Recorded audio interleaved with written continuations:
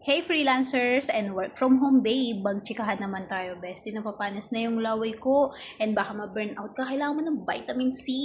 Pero before ko isplok ang aking chika, i-flex ko muna tong aking office chair bestie ko. 1,000 plus lang to ngayon bestie, kaya i-check out mo na yan. Meron niyang armrest dito bestie, tapos kahit magduyan-duyan ka ng ganyan bestie, marerelax ka kasi may sandalan din siya sa ulo. Digulong din to bestie ya. Kaya talagang kahit na anong gawin mo, talagang stable ang iyong upo. Balik na tayo sa aking splok. Dahil nga work from home tayo, no, meron akong mga nakakatrabaho na mga freelancers. And itong si freelancers na ito, nung una, napaka-professional nung approach niya kasi given yan, hindi ka magiging freelancer or work from home kung hindi ka magaling. Kaya given yan na magaling ka sa ginagawa mong trabaho, bestie. Ang problema, kinulang ito ng kanyang magandang work ethic. So, ang problema ko na ngayon sa kanya, bestie, hindi siya tumatanggap ng revisions kasi ang dahilan niya sa akin, sayang oras niya, ang hirap daw intindihin, hindi daw worth the price ng revisions. Bestie, alam ko namang sobrang galing tayo, pero wag naman sana maging entitled, 'di ba?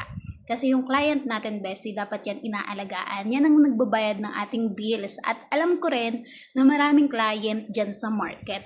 Pero dahil may pumasok na sa'yo na client, aalagaan mo yan, bestie, para makatanggap ka pa ng maraming recommendation. Diba? Ganun ba? Or kayo ba bahala na yan? Kung ano man maramdaman ng clients na what you call this, ma-off ba sa'yo or what, okay lang kasi marami naman akong client. Paano pag naubos, bestie? Lalo ganyan yung magiging attitude mo. In the long run, wala mong ubos yung client mo, bestie. Aalagaan mo yan, diba? So, yun na nga yung naging problema namin. So, dahil nga humaba yung ganun, ayaw niya mag-revision. Ang ate mo, girl, hindi rin nagpapatalo, bestie. Pero in a professional way. So, ngayon, ang ending, wala na akong JO sa kanya kasi nga, attitude ang ate mo, girl. So, ano nang gagawin? Matulog na lang. Hindi. Huwag tayong ganun, bestie, no? Ako naman, talaga nag-aalaga ako ng client, ng brands, diba? Kasi kailangan mo yan para sa iyong bills. So, yeah. Maalam kong magaling tayo sa lahat ng profession natin. Hindi naman tayo mapupunta sa estado na to kung hindi, diba? Pero, maging respectful tayo, yung work ethic natin, alagaan natin ating mga clients. So, yun lang. Magpayaman pa tayo. Check out nyo na, ha?